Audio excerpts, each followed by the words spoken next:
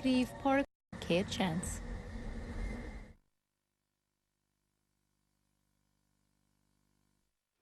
My name it is Patrick, they call me Pat Shipman. I sail round the Tusker with skipper Tom Brown. I'm bound to have Dolly or Biddy or Molly as soon as I'm able to plank the cash down. We'll rant and we'll roar like Port Alley boatmen. We'll rant and we'll roar on deck and below until we see daylight between hook and sheet. Straight through the channel to Dunmore we'll go. Die han gwylyn seil tar y sŵn ta yna he. Bliant a hen fi sé no siachtar I ngachbad. Ni lach trw no carar yn is I ngachbad ma tan y glisyn ac con yn lias gyfaliw.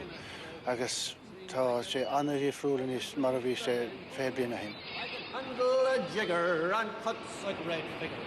Whenever I gets in the boat standing room, we'll rant and we'll roar like Port Alley boatmen. We'll rant and we'll roar on deck and below until we see daylight between hook and cheek point. Straight through the channel to Dunmore we'll go.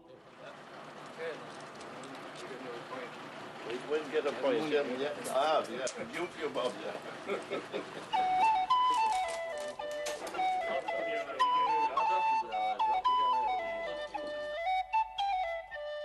The early 50s was a disaster, but the mid-50s up to the 70s was a brilliant time.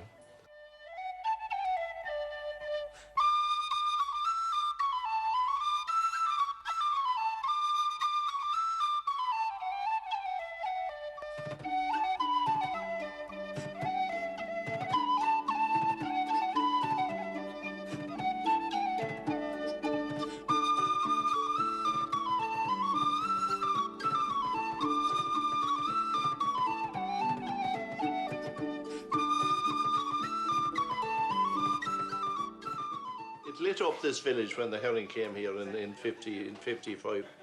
With there was men. It was like the United Nations here. There was Dutch and Germans and Scotchmen and men from nearly every port in Ireland, and every place was flying. The pubs were flying. The hotels, the Fisherman's Hall over there. You know, it was a magical time. It was a magical time. The floors here used to be covered with scales. The scales, the heavens. Katie Bill, Peter's mother, used to say, there's always money where there's scales.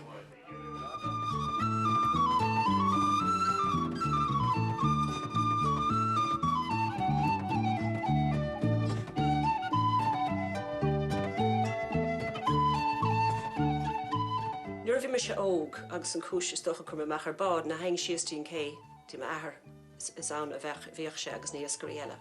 Nuair a bhí na lads a gomsa óg na chalíní go háirithe haidís san siostí Michael na thug sé isteach raidís amach leis nuair bhí sé géascracht sa troch nóna raidís amach sucardís isteach beidir heim dói clog sa níthe bhíidir géascracht prawns agus raich sé an macharís madan. So inis agus rís raidís amach agus bhí an bád mar áit raithá cosú leis an fermór a raachtín go dtíon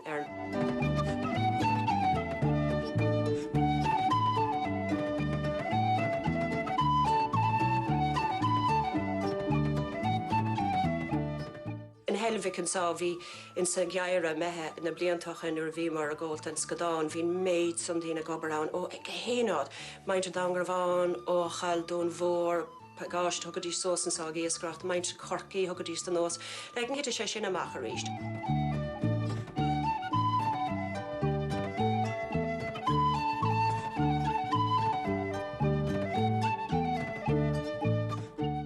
In one particular week in 58, I was fishing in a boat, two boats called the Kittiwake and Virginia. They were a partnership. We filled the boats every night that week, and big demand. As a crew member, I had 120 quid. Where a friend of mine who was a carpenter in the Southeastern Health Board was on £1 a day. So give you kind of a rough idea of what the value of £120 in 1958.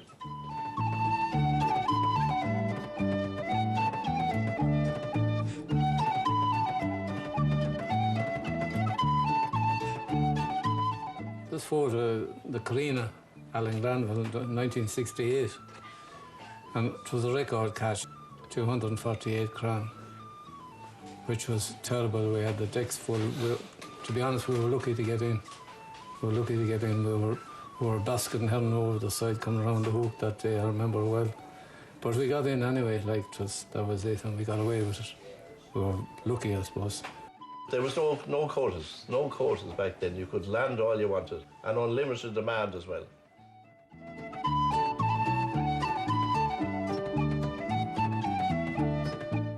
Réon chuig rís na seacadaí thosaigh íoscaireach scodáin I Dunmore here, agus bhí na báid ó gachaí an ádan tír ó na cealla beaga, ó Ras a Bhír agus ó Nangan. Tháinig go léagaí an Dunmore chun íoscaireach scodáin. Athraigh an íoscaireach scodáin slí go raibh báid munachan teachtaisteachán, agus bhí munachan na thógáilinn san Dunmore, agus bhí tháinig gábhunachan isteachán. Naice leis an córchuman bhí gá munachan, agus bhí na báid munachan leis.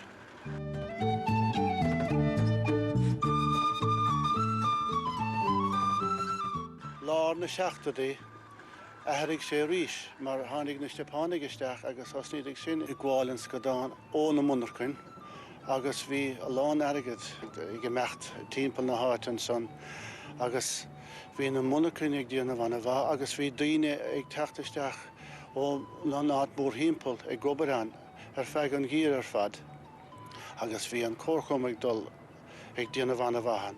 Agus nuair a chríochnaigh an íoscaireach scodáin fiabhar nó mar sin, thosaigh córchum an eile gobarán son agóir an chudeile den íosc, agus bhí an troscas tócha an dul a bhaim fiabhar agus Márta, agus bhí dar son ag gobar agus ag dul isteach go dtí an córchum an eile. Agus I ré na seachtaí agus na hochtaí bhíidir ag déanamh go hanna bha as an gá chéim. No more auction block for me. No more auction block for me. Now the fish are gone. The auction started in the mid-50s, I suppose. It was very successful. There was about 60 boats here at the time. And that went on for years, and then it was taken over by the South and East Fishermen's Co-op. Into the 70s, that fell apart when they left co-ops from all over the place, put in their own auctioneers. And they felt that all the commission was going into the South and East Fishermen's Co-op. They felt they wanted some of it. And they jumped the gun, they jumped the queue. And I think doing away with the auction was an absolute disaster. No more howling winds for me.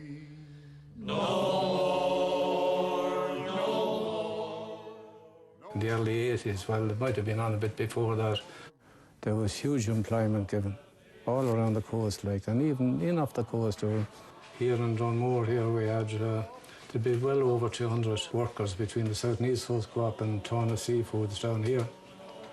But the roe had to be at a certain stage of maturity in the herring to be suitable for the Japanese market, which meant that the trawlers were hauling up bags of herrings, taking a load, lift in a board, cutting open a dozen or two, see, no good, like. They were hard herring. The roe was really more important than the herring itself. The amount of fish that was caught that wasn't suitable for the market, nobody knows. No more heaving decks for me. No more heaving decks for me. Now the fish are gone. No more crashing seas for me. It was legal, discards as they call them, but it was totally wrong, completely wrong. There was terrible slaughter on herons. I'd say it done untold damage. Now the fish are gone. An sin athraigh an tíoscaireacht arís, mar hosnig de báid múra ag techt agus bhína ag tógantans go dáin go dtí bailachas an béir agus áitina mar sin. Agus ní ráidir ag dul isteach go dtí an dún mhór. Agus hit an tóin mar a dtíortha as an obair a bhí ag imeacht istigh in san cúan an son. Bhí decommissioning tar éis teachtasteach agus thóg sin báid bhí éasta as an tíoscareacht agus in aice leis an decommissioning bhí fleet renewal agus tháinig báid múra nua isteach. Agus bhí na báid son ag gobar le munarcuin son agus ní raibh éon gá leis an córchuman agus ámalí go chéile hit an gá córchuman agus an isní léon córchuman an agus smór an trúéis sin mar bhí an córchuman an rud is fearr a bhí riamh in éon áit san tír siad na córchuman na rudaí is fearr ach níl siad an an éachran is.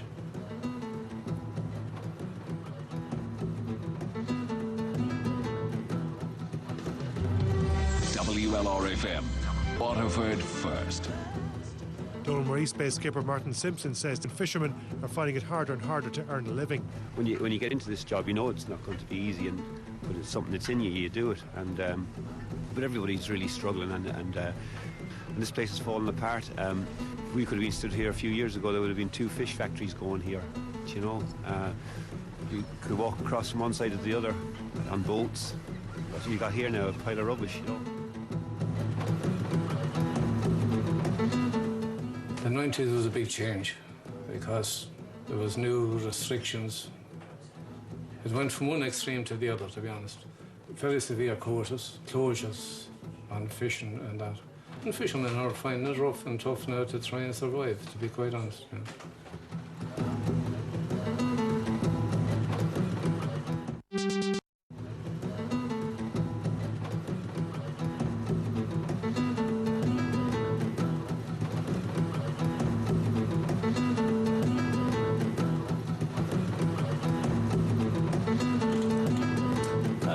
Fisheries Protection Authority. Jabba ha gine na dlithe curvaim, caurúlis na híscarí na dlithe son a curvaim agus idir an bertaguin big airgad go chéine na blianta táróin déran.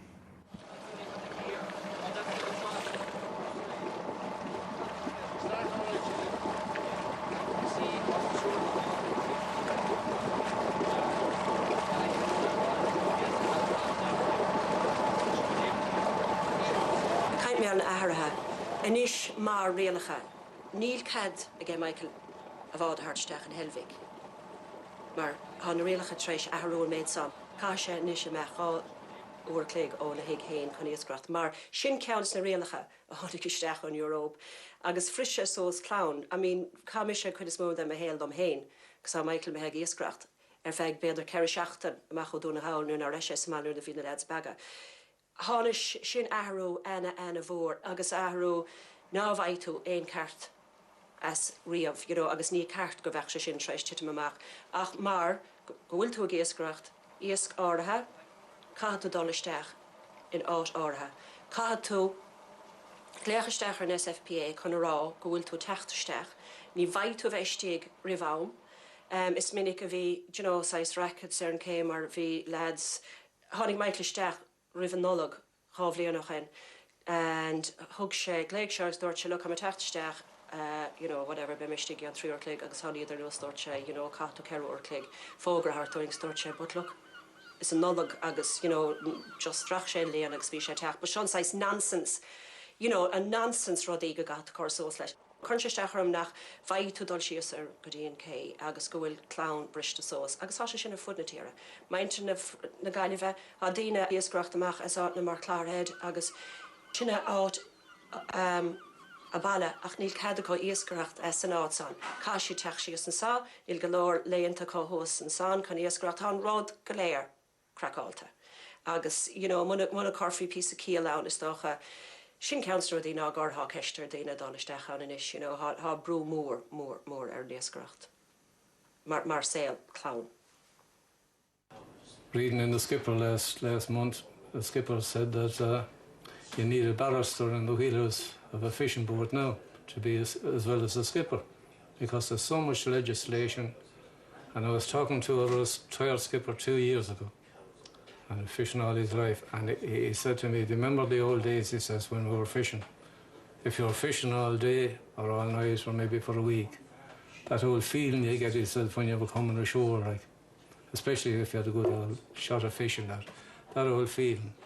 Now he says, you know, you'd be a nervous wreck coming ashore now, he says, because you're terrified of your life that you made some little mistake in the logbook, that you had a box of fish more than you should have or something like that, and you're arrested, you're brought to a criminal circuit court, and if you're convicted, you're a fisherman as a criminal now. Bhí tunnachar mór an chótaí an Scadáin, agus an trosca scos an gácheannas mó. Tá an tunnachar mór cóta trosk na cúpla bliana nuas. Tá sé sin ag gairí níos fearr, agus béise níos fearr. Asacht an Scadáin tá an cóta ag gairí go mór an blian seo, agus tá na míle mar ag na Scadáin atá in san dún bhór hir inis ach sinné rudbha mar tá a lán Scadáin san iscinis agus béisidáin ar na blianta tá róin. Nuair a hosnig an SFPR those who stole am gur north an egg and low gur sais, you know, blackguards and thieves and robbers of Ian Snee a scree agus há neither amach all guns blazing. Agus lacuna day, agus buchsle dia, bear the go will sheet trash, you know, fiachant an rodanish agus so lartla dina gur diggin sheet. You know, and 5 more na réalacha na Europa like. Der siad go gahato isk a cabamach. Mar hain to hard the quota, right? Find to quota der bosca. Agus má find to fehe cat with the cabamach. Agus another hara gringa no. Hashid marav, conas go vaito ish in yanov, you know, nianache ein kiel go gahato isk bia le protein, lechten and down of all falls, agus catú shot a chavamach in enam conservation. Agus, you know, istocha mind from SFPA, hasulagum give a keen sheet sin inish. Ni hey dirach go will iascari na tirisha adon esishli kun rodi mi carti enov. Hana she orha gorauder in odd mi cart amanta mar aharag na realacha.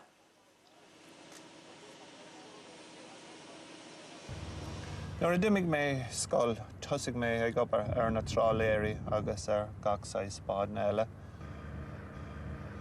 Ar an am sin ar a bhéin sáis obair eile I dún bhar hir. Bhí rá a gut idir chun dul ag obair ar na tráléirí nó chun dul ag obair leis na feramóirí. Peoc mise sé san íscaireacht agus bhí Milán sásta chun é dhéanamh mar bhí tradiisiún I mo clán I gcónaí. Ar an tam sin bhí cúpla cé duine ag obair sa tráléirí agus ar an cé seo ag obair leis na Scadáin. Bhí 20 tráléirí ag obair as an port seo ach anois ní léon éisceann agus nílach cúpla tráléirí ann. Canig mé gá tráléirí sa seachtaí ach bhí sé ro costas chun na tráléirí sin a cumad. So bhíonn 2000 sa sé canig mé an bád seo, bád beag. Rebecca C, are you on, Martin? Yeah, that's right, Brendan, get me out there. Yeah, are you down in that area yet, Martin? Did you go down yet, or? Thug mé amach tourists ag íscaireacht macréalaí agus gachsáis éisc. Okay, I'll I'll give you a whistle, Martin. We'll go down there anyway, or? Yeah, fair enough, Brendan, yeah. Sa gira tug mé na duine amach ag fécint ar na míltí mara tá siad amach an seo agus tá siad ag ithe na Scadáin. Go on, man, show us a little tail. Aríonn tradiisiún anyway, achas tócha go bhfuil enachid den tradiisiún methe ar hámíd a cailúnt enachid de. Agus I deir me le ceans na rodaí a há treis ahrú ná, há enachid daine ó taobh mod an tíir seo a ghéascracht mar catú cuiineh mar go héansáis post cruig nuair a bhí airgid sa tír ní heastig ó mainte na hhéireann a bheith gobar sa tanscraf. Mar sin inis hámíd ann go bhfuil níos mó pólanig nu dino an Portugal a ghéascrach ins na bád ná mar a há maint na tíire seo agus mar sin há sé enach anaíachar, beise anaíachar, you know, lads a háld ón tíir seo mar Ní sé cá ní na skillna cá.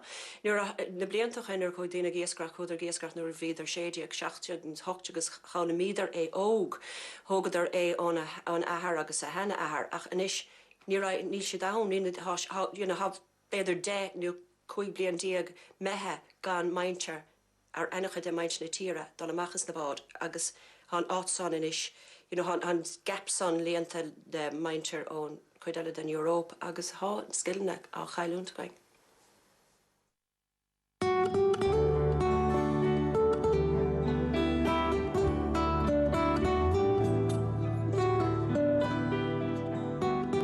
When you look at the memorial down on the quay in Dunmore there,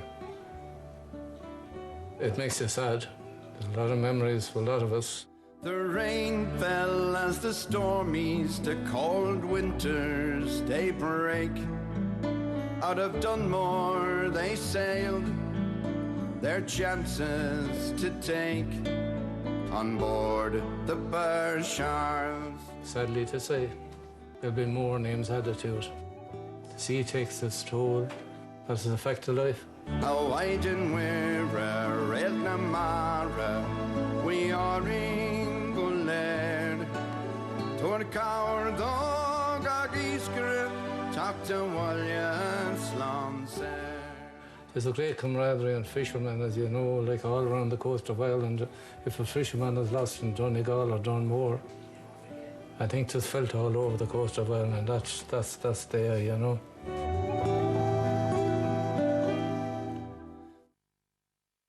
Well, there'll always be a demand for fish. There'll always be a demand for fish. As long as we don't have discards, throwing fish out which is madness, throwing fish out. The lads have it down to a fine art now. There's some modern boats now, and they're as long as the quota don't get too small. And there was a scare out a couple of years ago that cod were extinct. There's more cod there now than there have been there for 10 years, which is, thanks be to God, is a brilliant thing. And I think the fishing is looking good. Oh, it's time to go now. Haul away your anchor, haul away your anchor, it's our sailing time. Caig dóchas a bheith na iascarí, mar man ná bíon an dóchas a chun níl feice go, ach tá an iasca go, agus tá na báide go, agus bara go dóchas a bheith go. It's our sailing time. Get her underway now. Haul away your foresheets. Haul away your foresheets. It's our sailing time. Cinnte mar dúirt man ráise harnéis ach le cúna dé béidir go fála mómíd. Cúpla cecht agus go raimíd a raig agus rodéigent a cmád as an méid bag a háfáca gaid. Down Shannon on the evening time. When my days are over, haul away to heaven, haul away to heaven, Lord be at my side. I love to see the day. I won't be at it anyhow, but I'd love to see the day when there'll be a limited drift net fishing again, even if it's only in the estuaries. And I'd say the hotels would be crying out to have wild Atlantic salmon on the menu. At long last. If I was the young fella today, I'd have a go again, I think. So would we all. Haul away your anchor, it's our sailing time. Get some sail upon her. Haul away your halyards, haul away your halyards, it's our sailing time. From early childhood I have dreamt of life upon the water. ré ceol agus cócreacht ein chuí bes bailhúrne a gan é chorcha an saoirling ide mát se hagan ag leirhé se hocht, agus bei páraco daní na tuairt cuat nedín agus a castal le muinter na mara dín ag fiche cuaig héis an bhean lei. Ach fós le hat an nacht rásí na gaiile bheith ag leir se dé fannig i ring.